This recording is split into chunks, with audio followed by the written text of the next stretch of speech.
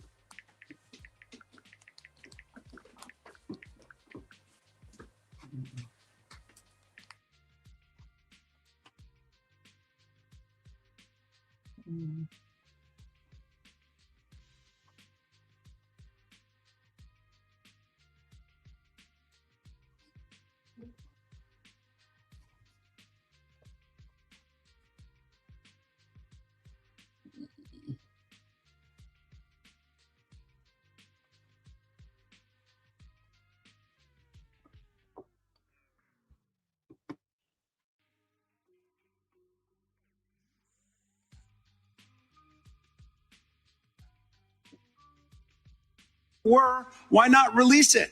Just release all the duplicative stuff. In the half you did.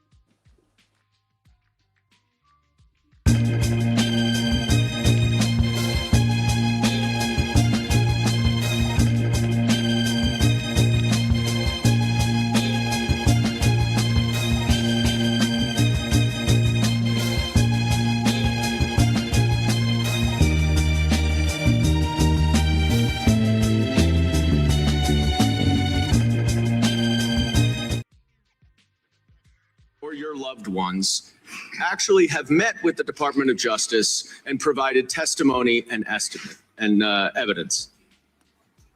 None. And of those of you who have not met, which is everyone, how many of you have reached out either individually or through a lawyer or representative to offer to provide testimony and evidence? All of them. And of those of you, all of you who have reached out, how many of you were denied or ignored by the Department of Justice? All of them. And despite the shameful and despicable efforts by Ms. Bondi and her department to intimidate you, how many of you are still willing to speak to the Department of Justice? All of them. Well, Ms. Bondi, it looks like you have some more witnesses to talk to. Gentlemen, time has expired. You're siding with the perpetrators and you're ignoring the victims. That will be your legacy unless you act quickly to change course. You're running a massive Epstein cover-up right out of the Department of Justice. You've been ordered by subpoena and by Congress to turn over 6 million documents, photographs, and videos in the Epstein files, but you've turned over only 3 million. You say you're not turning over the other 3 million because they're somehow duplicative, but we know that there are actual memos of victim statements in there. And you also took down the Department of Justice's prosecution memo from 2019. So it's clearly not all duplicative, but even if it were, why not release it? Just release all the duplicative stuff. In the half you did produce, you redacted the names of abusers, enablers, accomplices, and co-conspirators, apparently to spare them embarrassment and disgrace, which is the exact opposite of what the law ordered you to do. Even worse, you shockingly failed to redact many of the victims' names, which is what you were ordered to do by Congress. Some of the victims had come forward publicly, but many had not. Many had kept their torment private, even from family and friends, but you published their names, their identities. You can let her filibuster all day long, but not on our watch.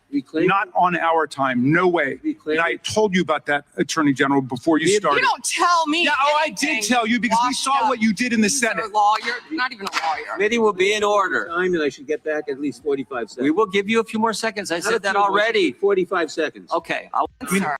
We are currently the laughing stock of the world, partially because of the failed leadership within the DOJ, as we see kings and queens falling everywhere around the world. But we don't know the basics of right and wrong in this country because it's not about partisanship. And that's why I applaud Thomas Massie, because he's the only person on the Republican side that has a backbone and knows how to stand up to corruption. But nevertheless, let me keep going. My Democratic colleagues have been attacked this entire committee hearing. They have been lied on. And frankly, the American people weren't looking for that. They were looking for answers about the corruption that they see coming from this administration. In fact, this administration is complicit. But there are numerous others, like how the DOJ is attempting to obstruct justice in the investigation of the rogue agents who have murdered American citizens, or how the DOJ seized voter data from Fulton County in an attempt to steal the 2026 midterm elections, or how federal agents have Tom Homan on tape accepting a bribe and your agency killed the investigation, or how your agency is ready to give the president a $230 million payday, which is unconstitutional. The Constitution is clear. The president shall not receive any payment except his salary while in office. The fact of the matter is that you will be remembered as one of the worst attorney generals in history. You made it here after hiding for 4 months from this committee. I understand why you're hiding from us. Chairman? You're one of the worst attorney generals in our history and an instrument of Donald Trump's lawless authoritarian agenda. And I'm glad the American people are seeing who you are, how you act, and the lack of good values. You weaponize the Department of Justice to target immigrants, working families, and anyone that Trump deems an enemy of the state, all to protect real powerful criminals, including in your administration. My Democratic colleagues have focused on your cover-up of the Epstein files and your passion for protecting pedophiles and child traffickers. That alone is grounds for impeachment. But there's so much more to your corrupt tenure as Attorney General. Attorney General Bondi, glad you.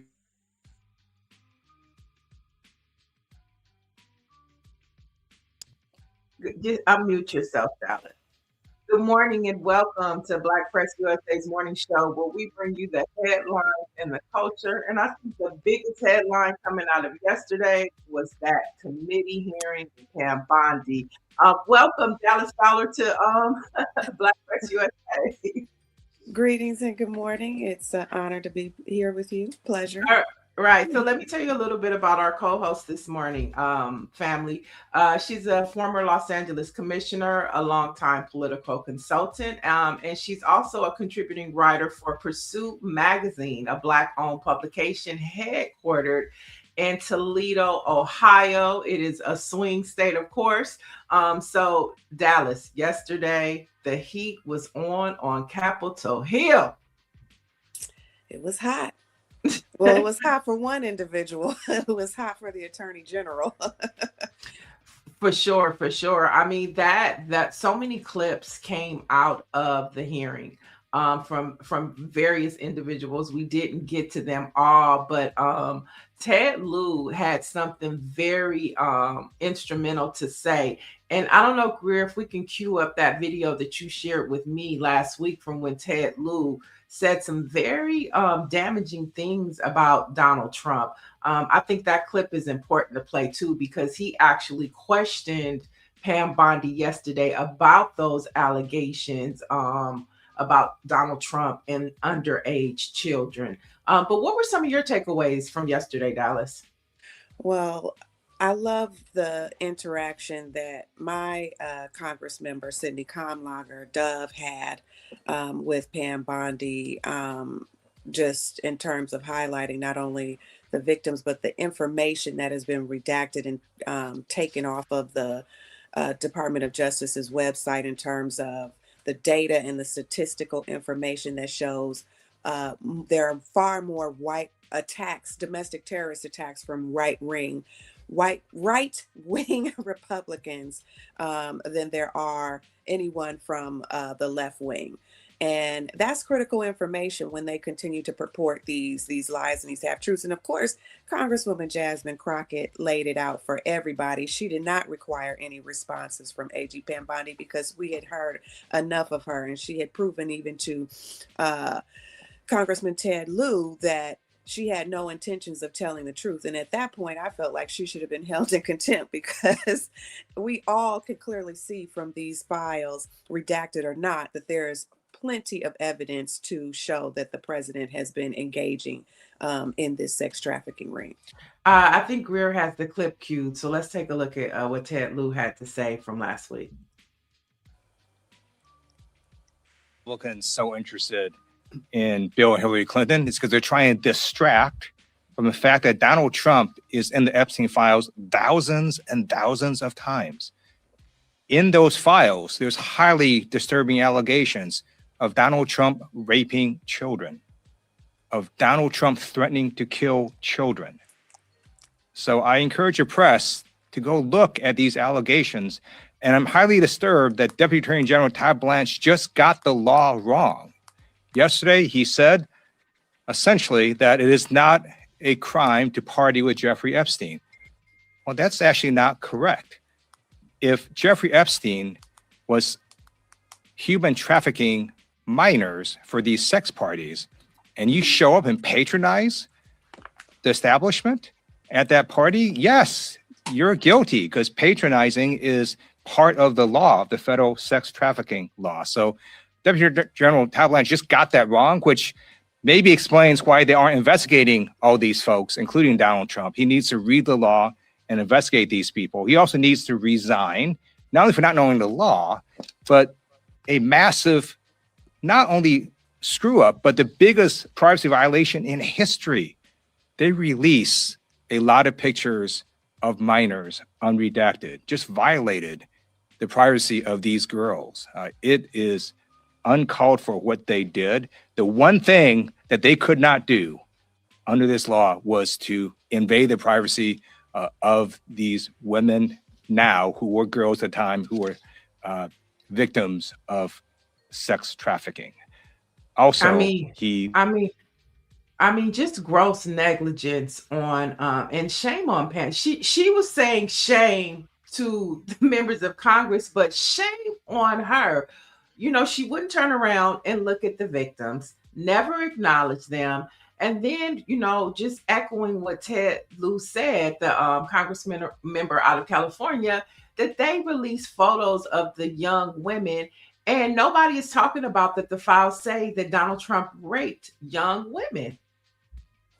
Well, beyond that, the elephant in the room for me was Pam Bondi herself, as she is pictured in those images in the Epstein files, as a young girl or woman that was far too young to be engaging with the likes of those individuals at that age. So I think that was one of the questions that I was kind of hoping to be posed herself, just to see what her potential response may have been.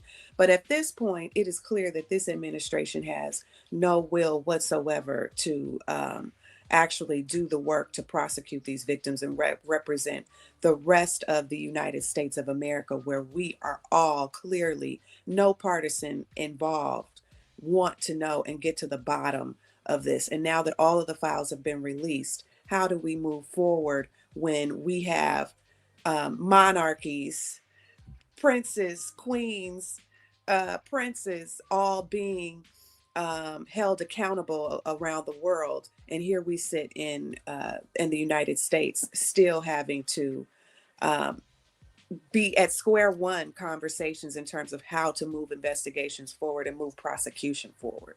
Right. There's no accountability for the Trump administration. Another Congress member questioned her about having somebody within her department that's in the Epstein files. And so what we're beginning to find out is there are a lot of people within the administration that are in these files.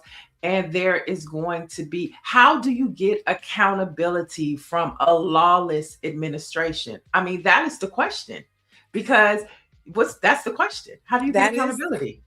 That is the question. But even when you kind of think about it a little further, why has Donald Trump been allowed to continue to go on with 34 felony counts? And why was he able to, all of the things that have led up to the way our Supreme Court is set up right now, and how he's been able to get over.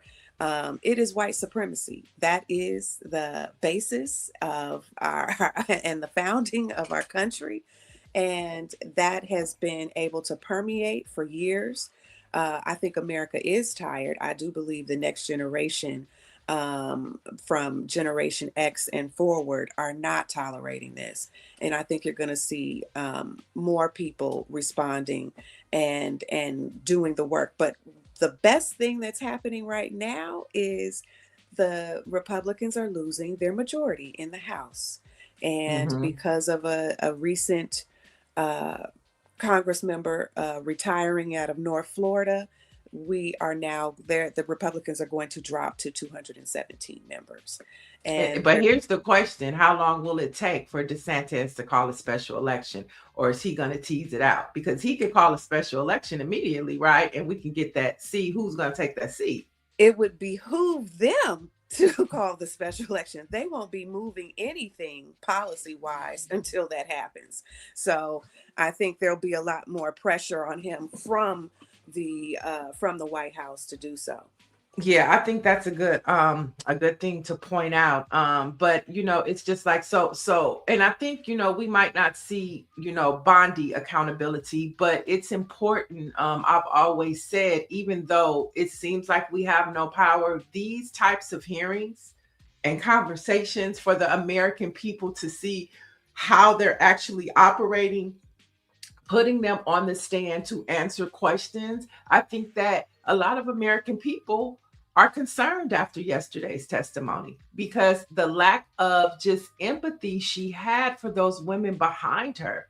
And I think it's also it's a few men. I think it's also interesting to see that she was a victim just like them, but how she handled being a victim.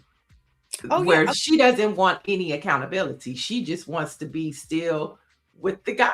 So I served on a number of commissions in my time in the city of Los Angeles, but one of those commissions outside of public safety was the Commission on the Status of Women. We partnered with Homeland Security, and we worked on the human trafficking campaign. I did a lot of work around child sex trafficking. And so the Stockholm Syndrome is real, and we're seeing that now. And you see that where you have repeat offenders in trafficking, and they start initially as survivors. And we try to take a victims-based approach and make sure that we understand the psychology of what happens when you are repetitive and put in this process. And there's a lot of brainwashing that goes on.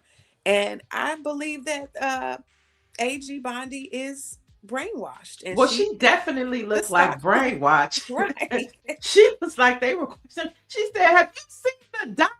The Dow is down by, we're at 51%. I was like, girl. And they were laughing at her like, nobody asked you anything about that.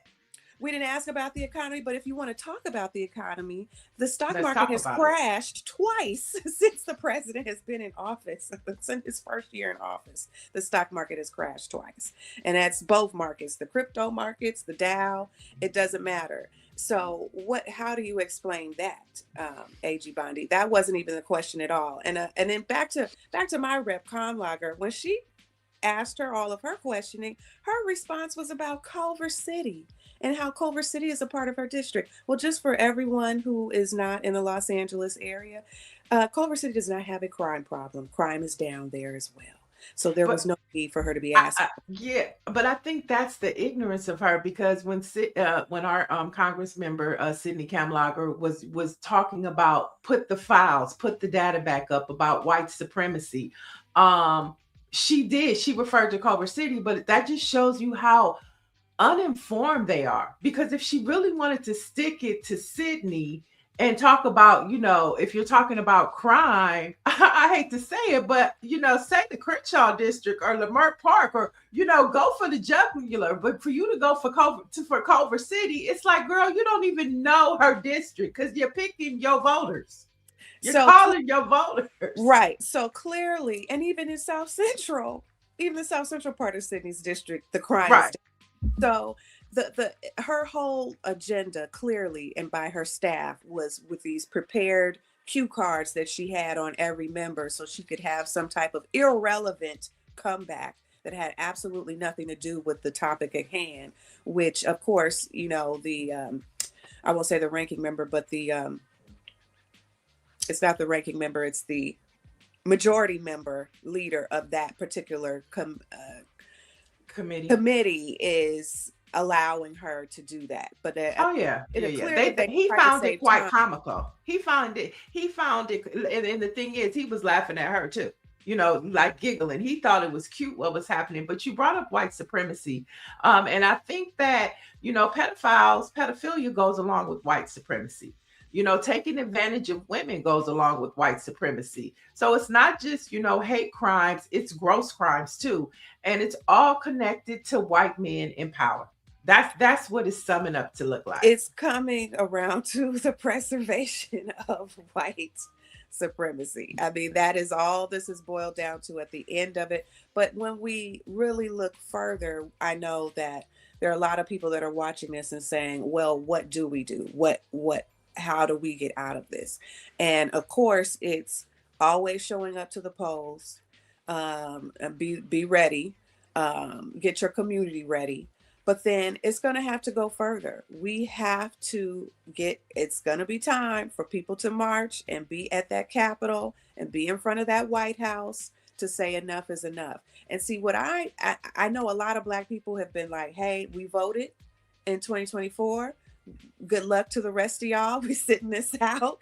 But to those folks that are at home, there are still some things that we can do to share and help other people that are out doing this critical work. So if you're going to stay at home, send a few dollars to the organizations and the candidates that are doing the work to get this out. But we're just in a very special predicament in our country. At the 250 year, you see the crumbling of this institution, which it doesn't have to be that. It doesn't have to be where we are. And I just see that if you want to really incite this change, it's going to take not just only the Black press, but it's also going to take Black people and Black bodies raising their voices. That's right. And so I think this is a good way to tease our first guest is in. But before we get to it, the chat is chiming in, Dallas. Oh. Let's get some of these comments. David Youngblood is saying good morning. Miss Sexy is saying good morning from Maryland. And then we have Babes492 is saying, why are Black people still having faith in either party? They both have lied to us for decades. Airfo is saying Pam wouldn't apologize. Orange G is saying as long as Bondi says Trump is the best president that the U.S. has ever had, she isn't going anywhere. She doesn't care about victims or survivors. David Youngblood is saying all of them will have to answer long after Trump is gone. And so the chat is chatting, but you were talking about elections and the important... I do see one question in here about us being from Los Angeles and why isn't the LAPD investigating the murder of Keith Porter? Can your local DA or state AG charge as killer? That is an excellent question, and I just want to quickly answer that. And thank you, who asked it. Orange 96. Thank you for asking that. I just want to come back and say, if you can see, I've got an image here of Keith Porter behind me. I attended the press conference with Ben Crump and Melina Abdullah and Najee Ali. That was at KBLA Tavis Smiley's radio station, right? No, I think it was at no, this was at Second Call in got it. Okay. But we had that event, and the press conference was to call on the Attorney General here, Rob Bonta, to investigate. They are moving it up the chain since there seems to be a lack of engagement from our police here, as well as the Los Angeles District Attorney. So the question has reached the Attorney General's desk, and I do believe that the Attorney General that we have will do the work to investigate this. Well, that depends on who you ask, but depends on who you ask. And to your point, we've had Dr. Melina Abdullah on several times, and they're at the commissioners meeting, LAPD meeting every week, asking that same question. So to ask the question, what are we doing? Black Lives Matter Grassroots is there every week. The press conference last week. So the people are pursuing justice when justice is moving slow here in LA. That's for sure. We have another comment. I see you have the figurine of Tim Walsh. You must be into stealing. Darling, that is Bernie Sanders. I was a delegate for Bernie Sanders in 2016 and 2020 to the Democratic National Convention. That is not Tim Walsh. But we got love for Walls, okay? Let's be clear too. Yeah, all right. He all right. Oh, she all right. She might agree. Yeah. All right. Let's bring in, since we're talking politics and elections, let's bring in our first guest. He's a former state senator of California, and he's also running for insurance commissioner here in California. Let's welcome Stephen Bradford. Good morning, ladies. How are you guys doing? Good. Thanks for joining us. Thank you for having me. All right. Let's get straight to it. You recently shifted your campaign from lieutenant governor to insurance commissioner. With California facing a massive crisis where insurers are fleeing the state and rates are skyrocketing for Black homeowners, why is this office the right battlefield for right now? Well, just what you stated, they need a warrior here. And I was recruited to do this. As you stated, 8 months ago, I was a candidate for lieutenant governor. But over the last 2.5 years, people were coming to me saying, Steve, at this time, we think your skill set is better utilized as insurance commissioner. And I was honest in saying, why would I want to do that? It's the toughest job in the state of California, and all you're going to do is get criticized. And it says, but we need someone like you who's been pragmatic, who's had an open door policy for 26 years as an elected official, who has a record of bringing people together. And after a whole lot of talk, a whole lot of prayer on my part, 8 months ago, I decided I would move forward with this. I'm honored that people feel that I have the discipline and the track record to be able to do this. Labor has supported me. Many of our big city mayors have asked me to do this and have supported me. Even some of my colleagues in the legislature have also asked me to do it. But most importantly, everyday working people have asked me to get involved in this race and run for insurance commissioner. And they know I'll show up and work hard like I've done for the last 26 years. So I'm entering this with my eyes wide open, but after understanding that we're at a critical time when you talk about insurance, but not just insurance. Many businesses are leaving California, and we need to start looking ourselves in the mirror and asking, why are they leaving the largest economy, fourth largest economy, I should say, in the world at this time? And it has to do a lot with some of the policies that we have already put in place. And I'll be the first to admit that I was one of those people saying, hey, what's going on with insurance commissioner? Steve, this looks good. You should get over there. And he kind of at first was like, I was, I like I said, I've been elected for 26 years, and I was running for lieutenant governors really as a homage to my mentor, Mervyn Dimley, who had introduced me to this work. Again, when I was in college, I met him my senior year. I was a biology major with every intention of being a doctor. And this was not in my future as I saw it. But he encouraged me not to run for office, but get involved in my community. So here I am doing that, and this is the work. I'm doing it for the work. It's never been about Steve Bradford. It's been about the work. So you need somebody who's going to show up and do the work. So I'm excited about the opportunity to do so. David Youngblood says, Stephen is my former colleague. Good morning. So David Youngblood is giving you a good morning, Steve. Good morning, David. Greetings, David.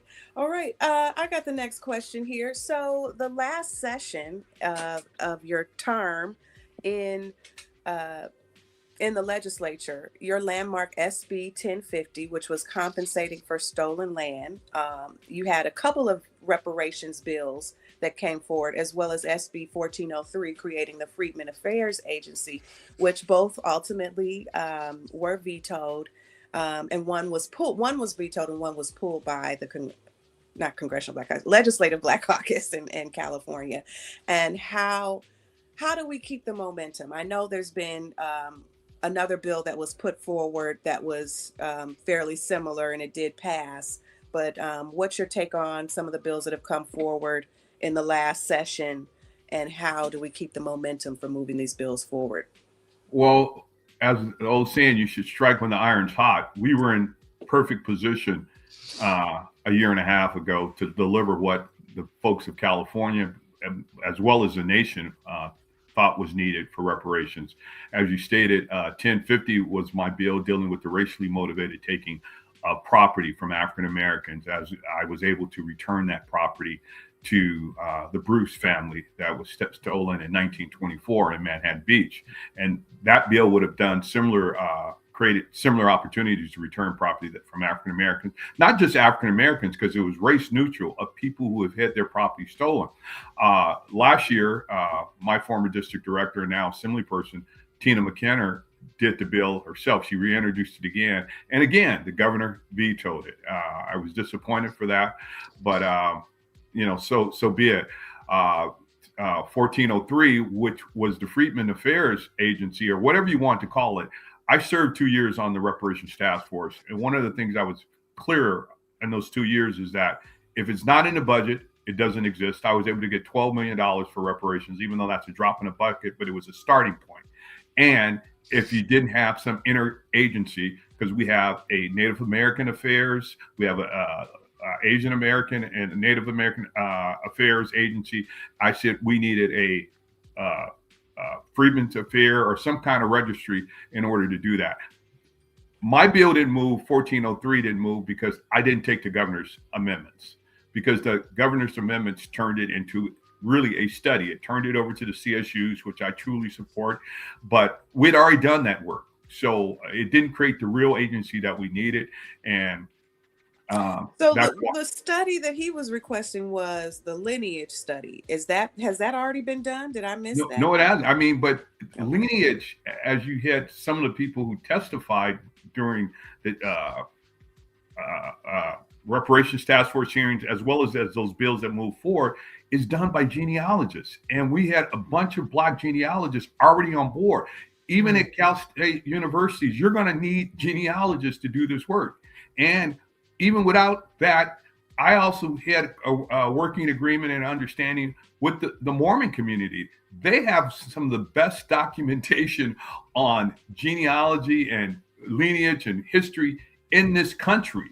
And they were already on board to assist. They helped me do my family tree and trace my family roots 4 years ago. So we were recreating the wheel, and you're still going to require a genealogist to do the work. And that's what the registry would have done. But anyway, they chose to go in another direction. So it's water under the bridge for the most part. But I think that what you've done, though, has sparked conversations across this country, which is important. And I want to get your take on two things. So first, Santa Monica recently said that they are tackling reparations and the beach house there. I want to get your thoughts on that form of reparations. What's your thoughts on that? And then Evanston has issued $25K in reparations payments to 44 residents And those residents are part of an ongoing reparations program. So when you look at what you were just talking about and you see what's happening in Santa Monica and in Evanston, is this what reparations is all about? Well, I've always stated during my 2 years on the task force, reparations was never about a check. It was about land. That's what was promised 160 years ago to those former slaves, 40 acres and a mule. So I always stress that it should be about land. But I said, if it wasn't going to be about land, it should mirror what the GI Bill provided: continued education, ongoing health care, first-time home buyers assistance, on and on, things like that, tax breaks for starting small businesses. I says, that's what reparations should look like. I had colleagues, I was part of the National Black Caucus of state legislators. All of my bills were endorsed as model legislation. As you stated, not only California was watching, the nation was watching. New York, Senator Sanders, he has implemented and introduced similar legislation. Now they're doing their own task force and study in New York right now. In Illinois, they did the same thing. In Oklahoma, they were all following California 2 years ago. And they were of the mindset, if California can't get it done, how do we think we're going to get it done in some of these more direct racist states during slavery, who truly embraced slavery, whereas California said they weren't a slave state, only a name only. We did everything else a slave state did. If you came here as a slave, you were treated as a slave. If you were a runaway slave, we had a Fugitive Slave Act. But those states was watching California, and they were just as much disappointed when my 3 bills didn't move as many folks here in California. Yes, we had a movement going on, and we still have to pick up the baton and continue. Like I say, Senator James Sanders in New York is continuing on right now with their study and trying to define what reparations look like. But Evanston, what they're doing in providing checks, I commend them. But I say that the minimum check, if it's going to be about money, should be $370,000, because that's the wealth gap between Black families and white Americans. So that should be the floor. Not Wait, let me write that down. You said 370,000. That's the floor. Okay. Yes, that's the floor. Chad, did y'all get that? Write that number down. So when you go to your reparations hearings in your community, you know what your base is. Yeah. Go ahead, Dallas. Yeah, I love what's happening in Evanston, Illinois. I think in California, as expensive and as high as we're dealing with, and the Black flight that we're dealing with, Black erasure happening within the Los Angeles County and other parts of California, like San Francisco and the Oakland area, Alameda County. We know that this has to have finance and a fiscal compensation has to be included in that. And when we talk about land, I look up in California every year, it seems like the governor is giving land to an indigenous tribe here. And when I look at those people, they do not look like the people in the history books that are being given these lands. So the legislature does what it wants to do, and they find the money and the resources for what they want to do. I look forward to engaging a broader conversation with our legislative Black Caucus here in California, with the Congressional Black Caucus. But I think the Congressional Black Caucus has a much bigger battle to fight right now before we can really talk about reparations. But in California, where the issue is moving, there have been about 14 bills that were introduced. Many of them have passed in a number of ways. So I do want people to know that the momentum is still there. There's still something happening. It's not always exactly how we want it or we see it, but I do believe that we are building up to that. I look forward to a discussion with our controller, our state treasurer, and let's talk about what the savings. I mean, if 12 million was rolled over, some may be for the study, so we can get our exact list. How did Evanston, Illinois get to the number of 44 precise individuals? How do we in California get to our precise number of who is going to be eligible to receive reparations? I want to chime in a minute, Dallas, because we have a question and I want Steve Bradford to address. Well, Dale family says California never had slaves. What's your response to that, Steve? That's someone who doesn't know history. California did have slaves. Matter of fact, the first governor of the state of California owned slaves. California was a slave state. We were just free in name only, but again, we adhered to every practice that a slave state had. And like I say, if you were brought here as a slave, you were treated as such. If you were a pregnant woman and gave birth, your child was born a slave in California. They weren't born as a free person. So we were very much a slave state in practice, in deed, in action. Maybe not in name, but definitely we did everything that a slave state did. And you mentioned earlier about Santa Monica too. Silas White was the property owner who owned property where the Viceroy Hotel sits today. He was going to start the Ebony Health Club for African Americans. And again, that city came in with eminent domain in 1959 and said, oh, we need that property for a parking lot. As you well know, there's no parking lot there. Yes, I commend the city now for moving forward, and Councilman Barry Sneed, who's on that council, and letting his voice be heard. And they're going to compensate the family, I think, $300,000 for their loss, but it should be well more than that. But at least that's a start, and I commend. Yeah. Well, it sounds like there's at least 70,000 short for the base, right? It should be well, when you talk about the wealth gap, but yeah. And we saw what happened down in Palm Springs and with Project 14, and I commend Ariva, who had me involved with that as well, and understanding what happened there too. There's hundreds, if not thousands, of stories that we experienced in California. Like I say, Bruce's Beach, the Bruce family. I authored the bill in 2020 to return that property to the family. We did that very successfully, but it's hundreds of stories like that, not only in California, but thousands across this country. What happened with the Bruce family? Did they end up selling that land back to the county? Yes, they did. And let me explain why. They sold in real estate, we know it's two things: location, location, location, but it's also zoning. And that property is zoned open space. It was no way the city of Manhattan Beach, who didn't want to return the property in the first place, was going to rezone that for either residential to match what was on both sides of that property, $1 million condos, or for commercial, which was across the street, restaurants and bars and things of that nature. They weren't going to do that. And without having that property rezoned, it had absolutely no value to the family other than open space. The only people that it had value to was the county of Los Angeles, where they had their lifeguard training facility there. So I would have wished they would have held on to the property a little longer, because they were getting close to $500,000 in rent. And so I would have milked that for 4 or 5 years before selling it. But yes, they sold it because, they realized that the city of Manhattan Beach wasn't going to rezone it. So it really had no real commercial use or long-time value other than what was being offered at that time. We're going to jump into a couple more topics. And Steve, since you're here, can you stick around and go through a couple stories with us? Yes. Okay.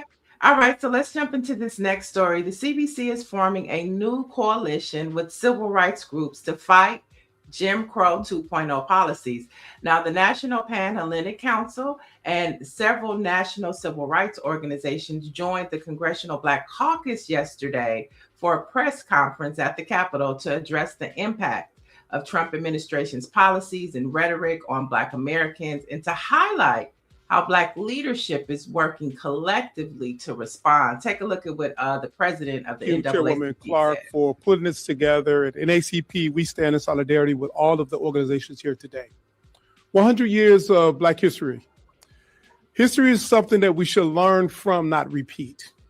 100 years ago, we witnessed the decline of this country through our stock market crash in 1929, the erosion of civil rights, no protections, regulatory industries causing harm in our food, our water, our air. And here we are 100 years later, about to repeat that same problem. For the NAACP, it's important for us to stand with Black institutions, because we all know collectively we would never suppress our identity for political expediency or anyone else's comfort. In this moment in our democracy, Black folks are the most democratic citizens of this country. And so we stand here to advocate for a constitution that affords equal protection under the law. We stand here advocating to ensure that all Americans are provided a fair wage for their work. We stand here to ensure that the democracy survive an administration that is seeking to attack it. So thank you to the CBC. Thank you to all the partners for making sure this moment is recognized. Black history is American history. So let's celebrate American history through the lens of Black people. Peace and thank you. Okay. Of course, that was Derrick Johnson, national president of the NAACP, and later House Minority Leader Hakeem Jeffries and Congressional Black Caucus Chair Yvette Clarke spoke as they held this press conference and convened of course, the sororities and fraternities of Black organizations. I know, Steve, you're a member of Phi Beta Sigma, correct? Oh, there it is. All right. So, Dallas, I'll start with you. What's your response of the CBC addressing Jim Crow 2.0 policies and how they're planning to move forward? I think it's the most important, pivotal thing that we could be doing right now, particularly with the state of the Congress and how we're kind of just battling it out right now for control. And when you look at voting rights, I mean, these voter laws that they're trying to implement, which will make it very difficult for women to vote. Anyone who's ever been married, anyone who doesn't have readily accessible their birth certificate and all of those things, it is unconscionable the direction that we are going in this country. And the caucus has to do everything possible to lay out the case for why this is unfair. But I do believe most people in this country don't like unfairness, whether they vote or not. Right. And Steve, I think you are the perfect person because we know that all politics are local, and really states and local leadership is really what's holding the line, especially in blue states. But when we see what's happening and what they're saying from the CBC on a federal level, how do state legislators play into this, to this fighting Jim Crow 2.0? What is the role of a state legislature when we hear this type of conversation? To be out front and be progressive and be, let their voices be heard. We have to do this in unison. We shouldn't be surprised what's happening in this country right now. What we see right now is who America has always been. America has always been a racist country who has always suppressed minorities. This current administration has just pulled the lid off and let our true colors shine. So we need to push back. I mean, this is just as critical today in 2026 than it was in the 50s and the 60s in the heart of the civil rights movement. And many people always think the civil rights movement was just about Black folks. No, the reason why Dr. King was assassinated because he understood the war on poverty included everybody, and bringing civil rights. We have women's rights today because of the civil rights movement. We have gay rights today because of the civil rights movement. Dr. King was appealing to everyone, and America wasn't ready for that. And they're still not ready for that today. And so I commend the Congressional Black Caucus, the NAACP, all of our civil rights organizations, the Pan-Atlantic Council for the work that they're doing. It's often been said there's stories that made America, and then it's stories that America has made up. This current administration wants to tell the stories that America has made up, because if you look at the stories that have made America, they're trying to erase that. This country was built on the backs of our indigenous people, our Black individuals, our Latinos, but they want to make it seem like white America did this all by themselves. That's the farthest thing from the truth. So we as local and state legislators, we also need to know this truth and tell the truth and let our voices be heard in a very collective and collaborative way. Okay, so we're looking at the midterms coming up. We see the Trump administration taking voter files out of Fulton County. We hear conversations about Trump wanting to nationalize elections. We saw Steve Bannon saying that ICE or federal agents will be at polling places. And then yesterday, we see that the House passed the SAVE Act, which they're saying safeguards American voter eligibility. But we know that this is, going to be voter suppression. Now, while it's framed as a bill to prevent non-citizens from voting, its proof of citizenship requirements create a massive hidden hurdle for millions of legal Americans, and particularly women.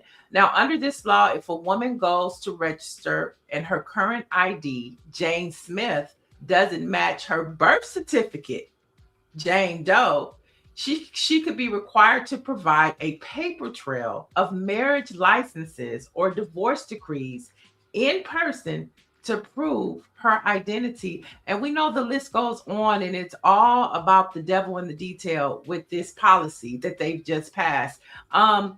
When we look at the state of California, or we look at blue states, how can this passage, if it passes the Senate and everything, can this hurt, blue states or California? I mean, it could hurt all of America, but what we're doing in California is pushing back against this, crazy administration's going on right now. This is as regressive as it's been, I should say. When you talk about proof, California and America as a whole runs the safest, fairest elections in the world. It's no doubt about it. We do not have election fraud in this country. We're nowhere near that. So to even insinuate that you need an ID, we got past that in the 60s when you had, the education test, how many bubbles are in a bar of soap, all of those things that Black folks were subjected to in order to deny votes. This all they want to do is suppress the vote. If they suppress the vote, they continue to stay in office. But when educated people get out and vote, you see what happens in this country. As it's often said, bad people are elected when good folks don't vote. They're trying to make sure good folks don't vote so these bad folks can be elected. So no, California has been leading the way. I commend our Attorney General, my former colleague, Rob Bonta, for always ready to throw up a lawsuit against everything that this administration is doing that's regressive, that's oppressive, and it is straight out racist. But it's no fraud in America, especially no fraud in California when it comes to our elections. Dallas. I would just add, because while California native, I attended Florida Agricultural and Mechanical University. So I spent 4.5 years in Tallahassee, Florida, and where my very first national election vote was in 2000 in Florida. And if anybody can remember what happened in 2000, we had a presidential election, and it all came down to Florida that night. And it was very systematic how they went about ensuring that there were no polls on the HBCU campuses. There was very limited access. There are voter ID laws. I had a voter ID card. Okay. And I was actually turned away from my local poll there, that I voted right across the street from my apartment, and they turned me away. They said, "Girl, you got to go." It was a little old white lady and 2 6'5", 300-pound corn-fed white men that said, "Girl, go." And so I was turned away. I cried, I got in the car, I'm crying, why they won't let me vote. I called my mom, not knowing she was one of the founding members for California Election Protection. So she knew what to do. She said, "Go to the Capitol building. They can't turn you away there." So I was ultimately able to vote. But this is in 2000, not 1965. Mm-hmm. This is in 2000 that this happened. This is not that long ago. Right. So we know the links and the measures that they will go to ensure and getting those from 2005 in Florida, 2008 in Florida, even up to Barack Obama's election, we had Florida purging the rolls of voters, of Black voters who they expected to be able to turn out for this election, for that election. So we know it's going to be brought, but Black people have to do what we have always done. We know it's going to be hurdles. We always manage to work and organize. We are not outnumbered in this country. We are out organized. We know that, right? Who said that? Was that Malcolm X, Dr. King? One of them said that. Okay, so we have to do the work to ensure that We're getting our groups, our church organizations got to roll out. So I love that the NAACP, I love this whole consortium that the Congressional Black Caucus is trying to put together of organizations that are going to be doing this work and ensuring that we are getting our people to the polls. So yes. So it's something. Oh, go ahead, Steve. No, I was going to say, I was going to follow up with what Dallas was stating. James Clyburn has stated it so clear, and history proves it. It was always the Black church, the Black Greek organizations, and the Masonic organizations that were responsible for high voter turnout. They are being pushed to the side. We have to activate those groups again. Got to go back into churches. I mean, Adam Clayton Powell, the first Black congressman from New York, all he had to do was stand up in the pulpit of his church and say, "I'm running." And the church handled everything. That has been our base, and we need to go back to that as well, because we've slowed down there. Right. And we have to find new bases too, because But that's the foundation to Like expand upon that, because our churches, our fraternities, and our Masonic organizations were out in the community, making sure that we knew who to vote for, when to vote, all those things. And it's not as progressive. I mean, when people talk about Blacks don't care about education, if you know the history of this country, there were more HBCUs at the beginning of the 20th century than any other university in this country. We always valued education, and look at those institutions today and all the folks that they've educated over the last 100 years. So no, it's the lies that they continue to tell.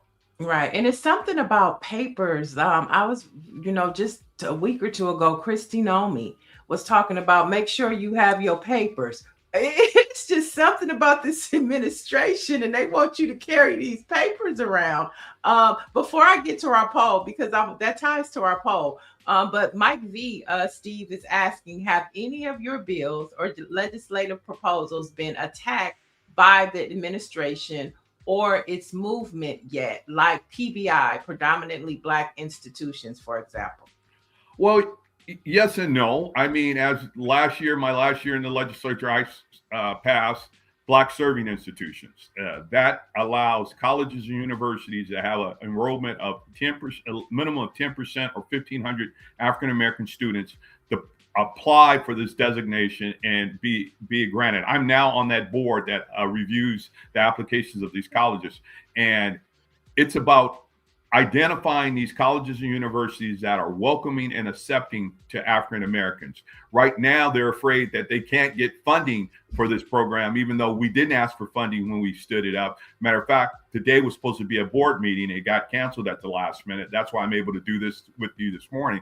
But organization and like that are concerned that going forward, as we build out BSIs, that we will need funding, and this current administration will not fund projects like that. Calling it DEI. It's diversity, inclusion, and equity is what this country should be about, and it's always been about. And I call it JEDI: justice, equity, diversity, and inclusion. That's what we all need to be, is Jedi warriors. So yes, some of the legislation has been attacked from a standpoint of funding, but we still need to press ahead and making sure that it's implemented to the full extent. And I just saw the University of California at Berkeley just recently became one of those Black serving institutions. Nice. Well, I don't know if they've been confirmed yet, but yeah, we have Cal State. You might be. I'm not saying I got my eyes on everything, but I know Dominguez Hills, Sac State, Compton College, even El Camino has applied for it. So we're excited about that. It was adopted by the National Black Caucus of State Legislatures as model legislation. Their first concern was, is a threat to HBCUs. I says, no, we're not trying to compete with HBCUs, but we got to understand there's a lot of young students or whoever who can't afford to go to a HBCU or don't want to go to college outside the state of California. So we want to give them that wraparound good feeling that you got, Dallas, when you went to a historically Black college. And if I had a redo in my life, I would have done that. My mother went to Prairie View, because the culture and awareness and education is far different at HBCU and our self-awareness than we do in any traditional university in this country. So Dr. Maryland is saying, I agree. Church has always been a refuge. And to add to this, we need to go back to be discreet and stop showing our hand. Let's organize in private and strategize. Yeah, we need an underground railroad. So here's the poll. Chat, we want you to chime in, and Dallas and Steve, you can too. Since we're talking about it, if you had to prove your citizenship in person tomorrow to keep your voter registration, do you have your original birth certificate or marriage license? And are you ready to go? Yes, it's in the safe. B, no. I'd have to hunt for it. C, I'd have to pay to order a new one. Or D, this is just a poll text by another name. All right, chat, chime in, and we'll start with you, Dallas. Which one do you choose? Do you have your paperwork? Well, I say D, all of the above, but I do have my papers. You have your papers. How about you, Steve? How about you, Steve? I agree. It's D. It's all it is masked as a poll tax and a way to deny folks who vote. But yeah, I have my birth certificate, but I don't know where it is, but it's somewhere in my house. That's me. I don't know where it is. If the only thing I would have is my driver's license and my passport. Well, we have Real ID now in California. I think a lot of other states implemented a Real ID program. So people, if you wanted to travel now at this point, everybody in California, for the most part, if you plan on getting on an airplane, you have your Real ID. And so I think that helps to cut out some of it. People have already had to do the work to look that information up. But when I think about my 82-year-old uncle who is bedridden in Sun Valley and depends on being able to vote by mail, if I put him in Texas, and I don't know where his birth certificate is, he was born in the 1940 or something like that. I don't know where his information is, in the process of having to go through all of that for a senior, somebody who served their community, who served and is retired and done the work. They deserve their right to vote. This is going to be a big question for folks. I even was concerned about my mom, who does not have her maiden name. I mean, her maiden name is on her driver's license, on her birth certificate. And so how do we come around? But she has a California Real ID. So I think if you have a Real ID in your state. Well, somebody is saying in the chat, Co-Cider says Real ID isn't sufficient for Save America voter ID. So, and the chat is also saying, David Youngblood says, I'm ready and already standing in line. Mike V says, A, yes, it's in the safe. Dr. Marilyn said, yes, I'm ready. David Youngblood also says passport, driver's license, and birth certificate. Big Cheese says, yes, I have all the necessary papers. And so, yeah, so, but that's a good point that Co-Cider says Real ID isn't sufficient for the Save America voter ID. But I like what somebody else said in the chat. They're saying that the SAVE Act is DOA, is dead on arrival. What's the same person? It's the same person. Claudette Perry says, yes, I'm ready with it all. And so, but I think too, this is a generational thing because, the baby boomers, the Gen Xers, the latter part of the millennials, you expect those generations to have their paperwork. But when you look at, the younger end of millennials and you look at the Gen Zers, they might not even be thinking of all these things. And we know how dependent they are on their family. So, my mama got my birth certificate. So you think. So these are healthy conversations to have. Steve, I want to thank you for taking the time with us today to go beyond, just running for midterms and talk about national issues with us. And we'd love to have you back. You have 30 seconds? Yeah, we do. I just want to share something. If I can go back to the insurance commissioner's race and shine a light on something that people are very unaware about the Department of Insurance. In 2000, the California passed legislation. There is now a slave era insurance registry for those insurance companies that insured slaves during the 1800s.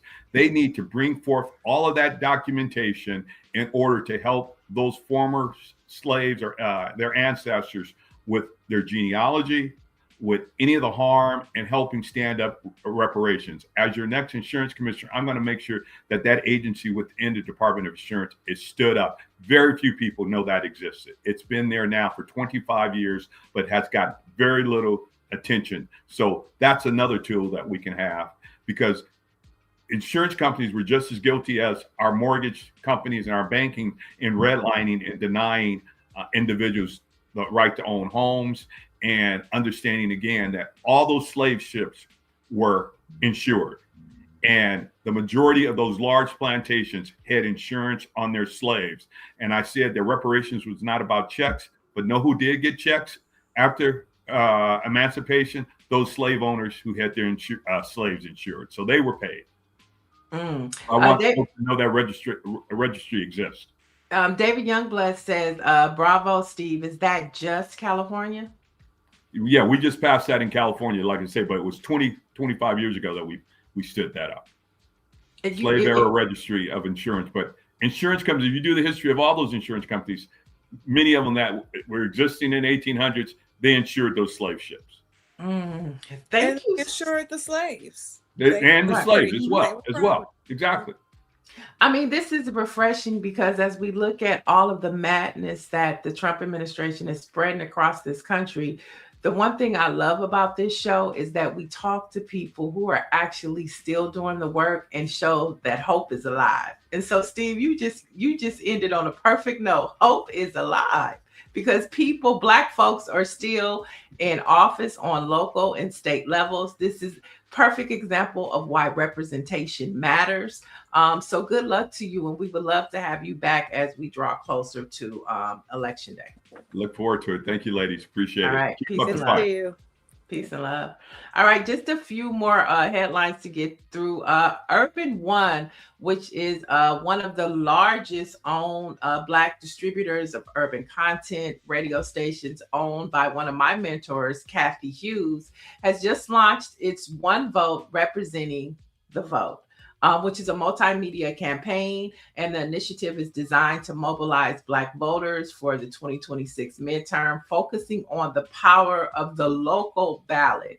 Of course, we know that local radio is key and important, especially in urban and Black communities. And then as we look at what happened with the CBC and them pulling all of the historic organizations together, we kind of see this movement that's happening within our Black community of mobilizing voters on all levels. Dallas, I love it. You love it? You know, as you are a big fan of, you are a really big fan of Kathy Hughes, but I am too. She's my mentor. You know, she raised me in radio. The work that you've done, and you are somebody that helped me. You and Felicia Morris, the poetess, are the people who helped me cut my teeth in radio and media. And so, I think it is we have to organize on all levels. Folks, you just heard the conversation that we just had with former Senator Bradford. We know that this is going to take the churches, our media, our radio, our grassroots organizations, all in consort. And we can't all let this play out on Instagram, okay? All this can't play out on TikTok, okay? At some point, we're going to have to get to the rooms where it's happening and do the work and roll our sleeves up. And that doesn't mean that we're out in the streets doing rah-rah protesting. For those who are tired of marching, there are places for you to still do some very critical work. Tapping into, especially if you're a journalist, and this time tapping into the work that's happening with Urban One, I think is going to be, it's going to be critical.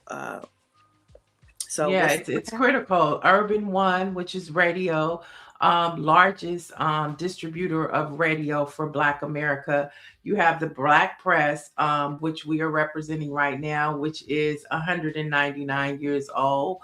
And then, I mean, we don't really have any Black-owned networks. You know, I mean, think about it. We just talked about radio. We talk about print, but we don't have any Black-owned networks. We put together all of these different things, a GoFundMe for everything. where is the fund to buy back and control our media?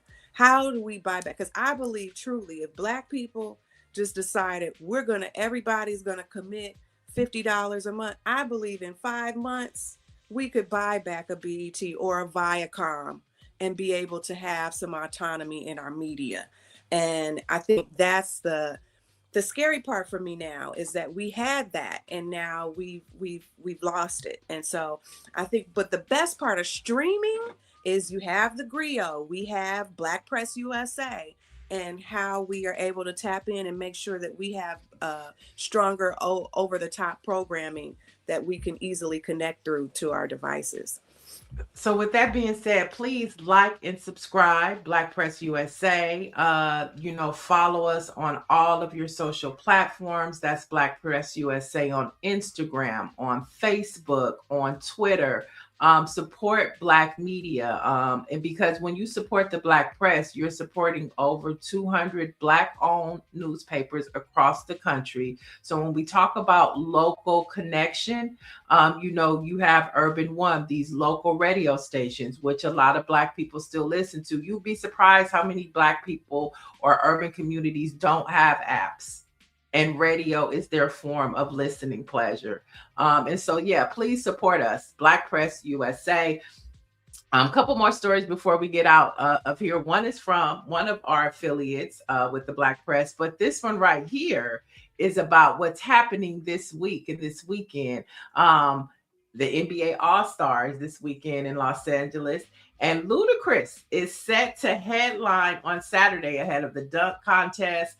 Chloe Bailey will perform the Star Spangled Banner and lift every voice and sing at the NBA HBCU Classic, which is something new and that is growing and becoming more popular, which I think we're both excited about because you went to Florida A&M, I went to Grambling. And so to see these HBCUs represented on such a national level with the NBA, you see there's growth. Oh yeah, I'm excited. A lot of folks coming in town.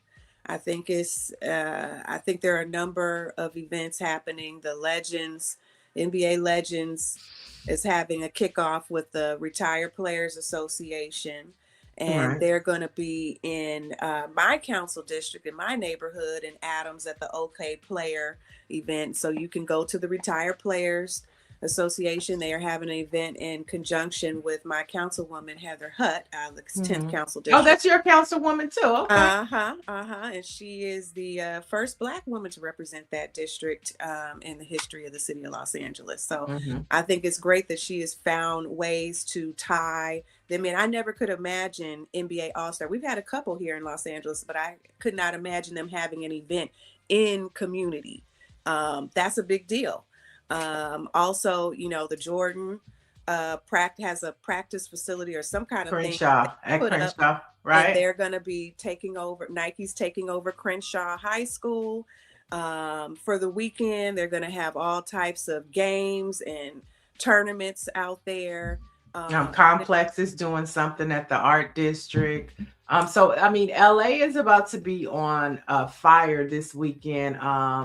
And hopefully, ICE isn't lurking in the background, and that's sad that you have to think about these things now. Like, should I have my papers? At this point, Christy Dobie said, make sure you have your papers on you at all times. At this point in time in our society, that's where we are, unfortunately. That's where we are. It's funny, but it's not funny. Last story of the day before we wrap up.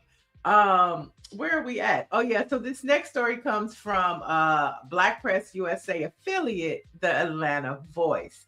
Now, the world's largest serial killer exhibit makes its U.S. debut in Atlanta. So the 27,000 square foot immersive experience takes guests through the minds of notorious killers such as Ted Bundy, Jeffrey Dahmer, to lesser known killers such as Anthony Swole, known as the Cleveland Strangler, and Atlanta's Howard Belcher. Now, the stop in Atlanta marks the exhibition's U.S. debut, and it's the largest edition. The exhibit features 150 killers from America, Europe, and Russia. So if you're into serial killers, Atlanta has them for you.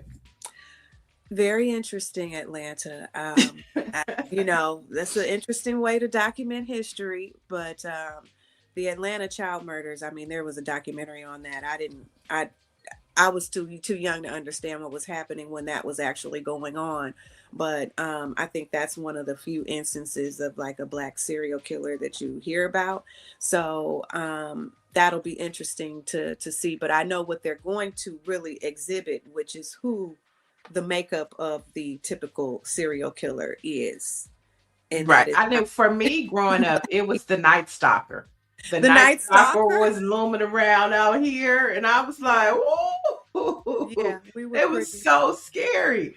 Mike V says it's gonna be lit. So I guess some people in the Atlanta Voice, they knew what they were doing when they reported on this story, because some people find this interesting. It doesn't mean that you're a serial killer, but there's a lot, there's a lot of podcasts that talk about murders and, connections, and is this the next serial killer?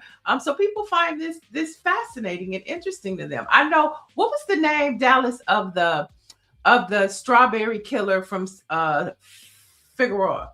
Remember? It was a Black man, and he was killing all the strawberries. He was the Grim Reaper. That's who it was, the Grim Reaper. That was another one out here. He actually lived around the corner from my mother.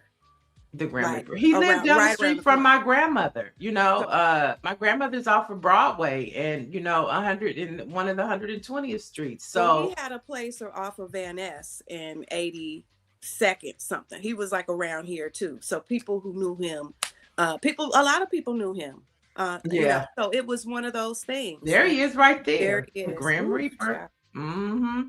And what about the one that was shooting people out his trunk, and he had his son? DC Sniper. The DC Sniper. John Malvo was the son. I can't recall but if you ever want to talk to the attorney who represented him, my good friend out of DC, he goes by Warrior Lawyer on social media.